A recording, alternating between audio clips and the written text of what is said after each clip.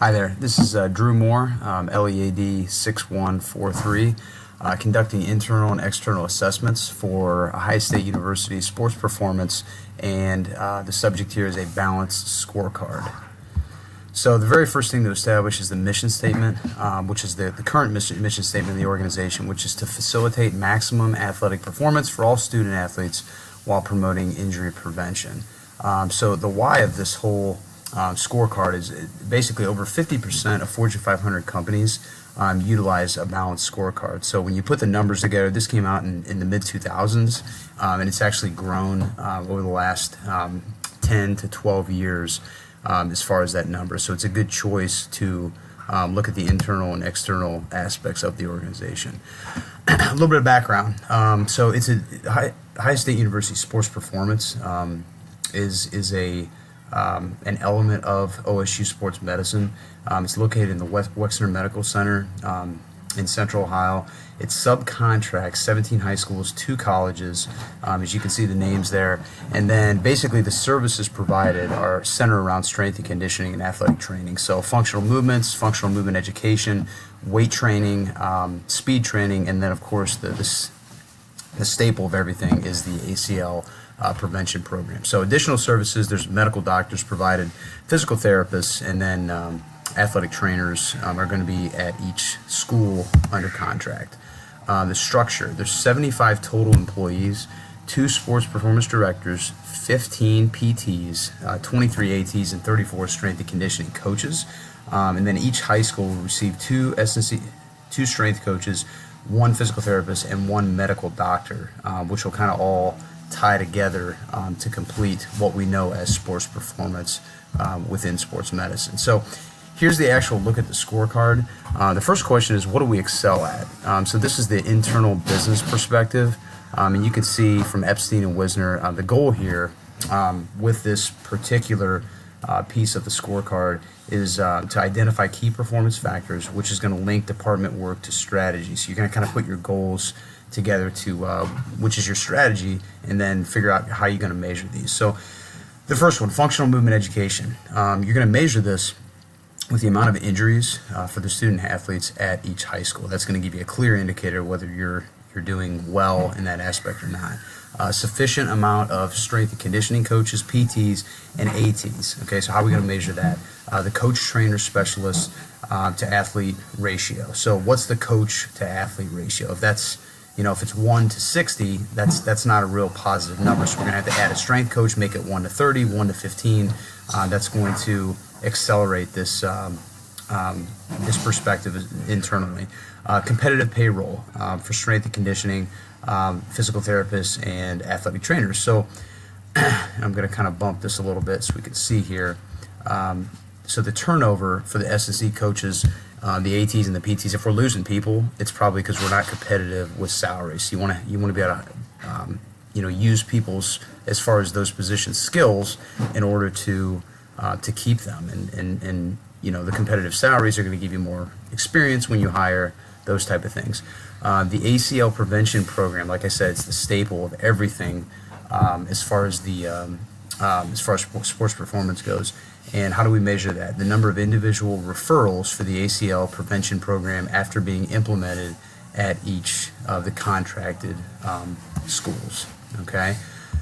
The second aspect of the scorecard, the big question is, can we continue to improve and create value? So it's how innovative are we going to be? So a balanced scorecard allows an organization to measure innovation and growth through intangible assets, and that was a mid 2000 study that had proved that the intangible assets are going to be the key to this. So a revamped ACL prevention program. Once that happens, that's the goal, and then the number of referrals after the ACL program is introduced. They track the number of injuries each year through the athletic trainers. So if those are going down, that means the goal is being met after the program has been revamped. Upgrade the number of and quality of S&C coaches. So you get feedback. How do we track this? We get feedback from the ADs, the athletic directors, the coaches of each team at each school, and then the coach-player ratio. So they're gonna tell you whether they're doing their job correctly or not. They're gonna talk about injuries. They're gonna talk about the dynamic in the weight room. They're gonna talk about coachability. Do they promote these things? How do they manage a large group of student athletes? The third goal here is to significantly increase the number of high schools under the contract. So the number of potentials for new business at the high school, referrals, business meetings, that's going to be how you measure the opportunities. It's all about getting opportunities. You're not going to get every school under contract, but the more opportunities you have, the more likely you are to get those schools under contract. And finally, implement new strength and conditioning techniques. So how do we measure that? Do we use the funding to upgrade new equipment, new strategies, and professional development opportunities for each of the employees? Okay. The third aspect here, how do customers see us? That's going to be big here. So the customer perspective, the goal, be the face of Central Ohio with strength and conditioning athletic training. It's as simple as that. The number of new high school contracts year to year, that means people are talking, people are renewing contracts, maybe athletic directors are feeding information to one another, and then we get a referral that way, but we want to be the face in Central Ohio. The ACL program is the #1 preventative program after rehabilitation. If somebody gets hurt after they rehabilitate, do they work with us and to avoid knee and ligament issues before they actually get hurt? So how do we track that? Number of referrals after an ACL injury and the rehabilitation, then individual referrals of student athletes under contract that want further training. So they don't want to get hurt, so they come and see us after we've introduced it into school. Their families really like it, and they want to work with our physical therapists and athletic trainers. Strength and conditioning. Third goal here, strength and conditioning coaches, athletic trainers, physical therapists, methodology to approach injury prevention and education is at a high level.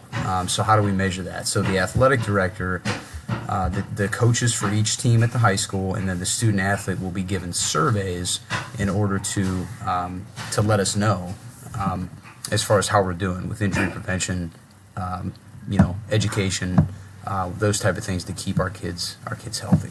Okay.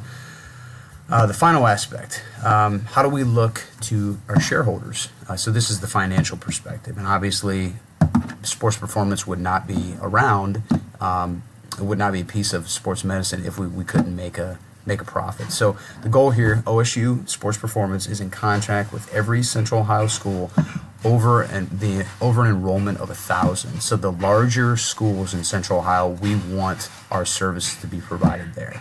That is the goal. So we're able to hire more. This is how we measure it. We're able to hire more strength and conditioning, athletic trainers, physical therapists, professionals.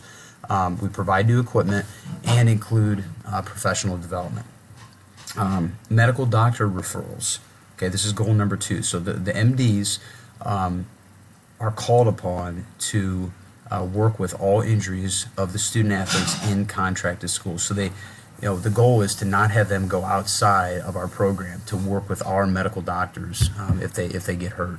And then how do we measure that? Sports medicine is going to track all the referrals to the medical doctors. They've been doing this for years. This is an 11-year-old program in terms of injuries of the contracted schools of the student athletes.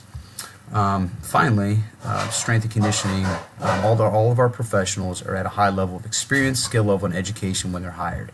So, if you can pay them more, if you can provide professional development opportunities, if you can do those things, you're probably going to get a bigger pool of good professionals who actually have experience as opposed to just young people who don't have experience.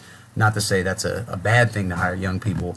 It's just that you're going to increase your competition as far as getting hired. So how do we track that? Turnover is tracked with regard to all the professionals leaving. And it's all it's predicated around competitive salaries. Okay, so that's going to be a big deal. Okay, so those are the 4 aspects.